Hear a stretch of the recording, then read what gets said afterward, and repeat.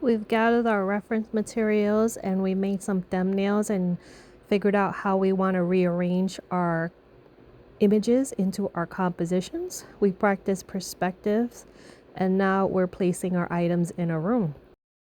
At the end, we're going to put it on good paper. Hopefully you still have the paper from the skulls project, and we can use the light box if we need to trace our concept art into our finish paper. Now, if you draw a Y up top, you're going to have a roof, and if you draw a Y below, you're going to have the floor. It's still 2-point perspective, but if you start with a straight line and then you use your horizon line, as you can see, my horizon line point 1 is on the left, and the far right there's also going to be the second point. Okay, from there I'm making sure that I can find where my lines match up, and of course you need height, width, and depth. So anything that is the corner of the room or any room from top to bottom is horizon lined. Now on the floor I'm drawing some width. You can think of it as panels on wood panels on the floor. So height, width, and depth are already established. The depth is definitely the diagonals. And now you see me using straight lines so I can do a height for a box. I'm using the width of the floor to help me see where I want to place the podium. And then I get out my reference image after I do all of this, and I start contour drawing the bust of James Whistler. Now, since I've already practiced drawing James Whistler in my last project with you, it's a little easier to try to recreate the outlines. Oh, in this case, I'm making sure I'm looking at the units of measurements. I realized in my last drawing that if I had two boxes of the same unit, one below and one above, I can fit the bust in perfectly. Right now I'm still working on the podium, trying to get a little bit more detail in. I'm still trying to keep this as simple as possible. Instead of doing a whole corridor hallway thing, I decided to do an indoor room. And now I'm building the bust of James Whistler. So I need my height line, and then I'm breaking it down so I can do the contour outlines. Now I'm using from our skull method the circle, and I'm doing the jaw in the V shape like I say. I cross the eye shape in. I do the keystone, and then I slowly start putting the positions for the nose. You see me use the lower third for the mouth, and I just slowly keep building with the techniques we talked about in our face class, or I should say skull class. While I'm drawing, I'm definitely looking at my reference image, and I'm trying my best to capture it as best as possible. Depends on how detailed you want to be. You can try to go extremely accurate on something like this, since it's the bust of someone else, or you can simplify it, make it a little bit cartoony. I would hope you use your value scale pencils and try to shade at the end, but for now I'm still just plotting what this should look like. Now I'm moving on to me. I'm making my caricature in another box. It's best for me to see the height and divide that height if I put a box shape. So now that I have a box shape, I start outlining the anatomy frame. This image did get cut off, but I did focus on the joints. That's what those black little dots were. The joints, the lines, and then I start thinking of form to build up what my caricature should be. I started thinking that the far left was a little bare, and since my picture of the Hall of Fame had Roscoe Brown, I decided to add a portrait of him, or a caricature of him if you wish. I'm not sure how detailed I'm going to try to get by the end of this. I could have did a James Whistler painting there like I kept saying before, but I figured in my hand I could just put like a brush, and eventually I put an apron. Now I'm trying to do sight size in this sense, so this way I can be quick about trying to get a likeness. And I start thinking about putting the airplane in, but I didn't want to copy the picture exactly, so I'm using creative license, and I'm eliminating everything in the original photo into a more simplified concept. Now I decide I want to put the airplane in, but I figure it gets a little bit too complicated. Plus I think it's so small. I'm just like, I eliminate it. afterwards. But for now, I'm still thinking, let's give it a try. Now, again, this wasn't in my original concept, so I didn't practice drawing the plane. But the best thing about drawing from thumbnail into a size of normal canvas paper, or I should say letter paper, is that you go through the process of trial and error and you figure out what you want, you need, and how detailed you want to get. So for now, I'm still sketching to capture the lightness. I'm still using the same technique that I use on the bus and the same technique that I will use on my face to try to capture a likeness. You saw I did a circle, I did the V for the chin, I divided it into thirds, and from then on I keep on moving. Now, I'm sorry that the image goes in and out blurry. Can't always help that, but you can still see where I am working on.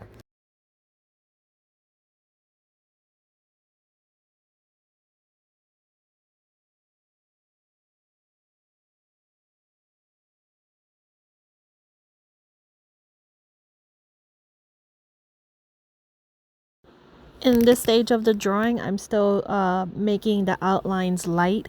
I'm not trying to go heavy, no shade. I'm just trying to place things where it needs to be. The lighter you draw, the easier it is to erase and make changes.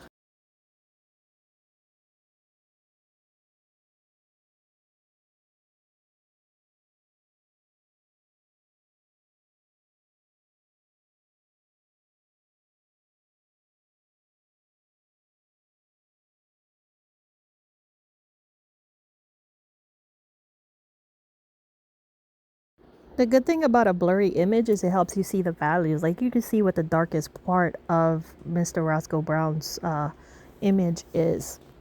And I would use a B pencil to try to capture that and an H pencil to get the lightest parts. I'm using the same technique I use for the bus and the picture of Roscoe Brown for mine.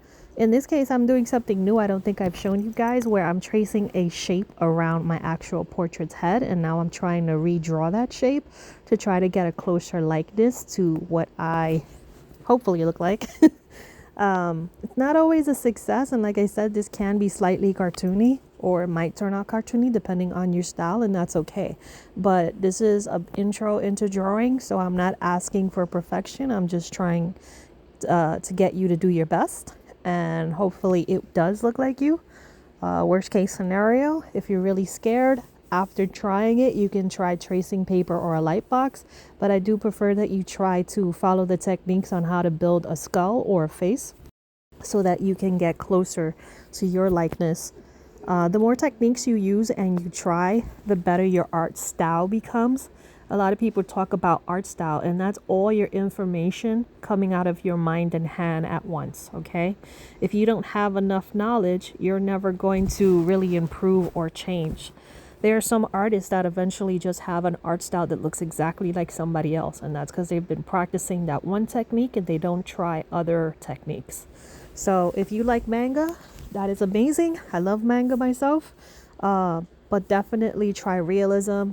Even try shapes like the Powerpuff Girls, simplified cartoons. Go between realism to cartoons, so this way you can adapt your art style. Everything that influences you is going to help create your art style. So keep adding different techniques from different artists, and you will see your work evolve with time.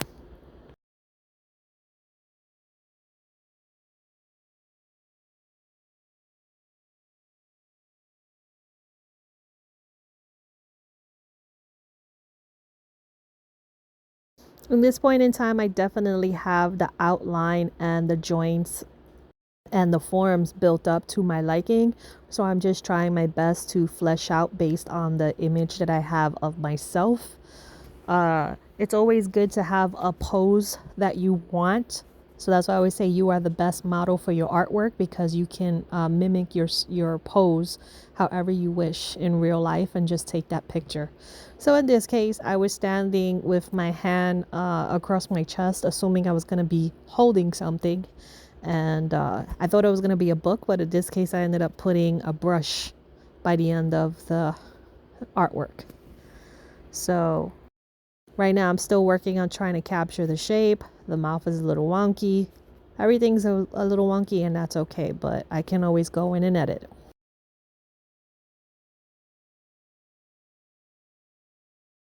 You may have noticed that I put my hand on the head and then went to the arms. There's a theory that says that your face size can fit, let's say, where your biceps would be or where your forearm would be.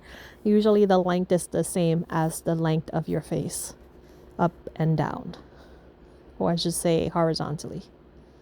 I'm sorry, vertically. Why did I say horizontally? So now I'm using the same techniques that I showed you for the hand. I'm thinking of it as a box, but then I'm thinking, okay, where's the highest point of the knuckle? I'm curving it. And then I'm thinking of the letter L so I can capture the finger position. Now I do have a reference image, so there is a hand to look at, but I end up altering it so I can seem as if I'm holding a brush.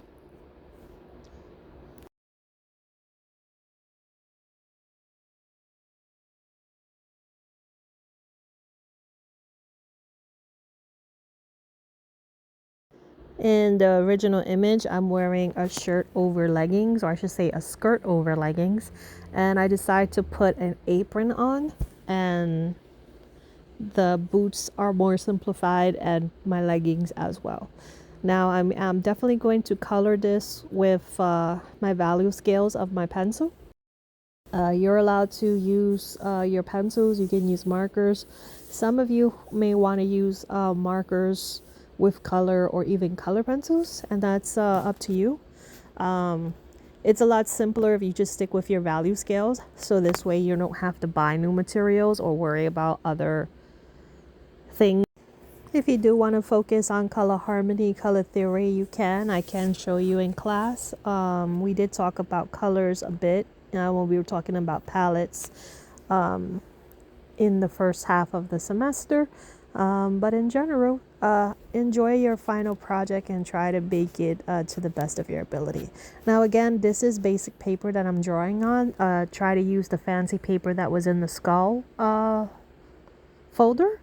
So this way you can have a finished product. If you already use that paper, it's okay to go out and get a different cardstock top paper and just draw on that. The reason thicker paper is best is so your artwork would last longer, does not get crumbled easy, and you'll have something that doesn't easily absorb ink if you're going to use ink like markers or anything else. So in the first half, I was thinking of height, width, and depth. I did the room first, and then I decided to put the object second. I'm working on myself last because I figured that was going to be the most challenging. Everything else can be more simplified than the self-portrait. So remember, you have to have three things: a place, yourself, and one object. That is the final project.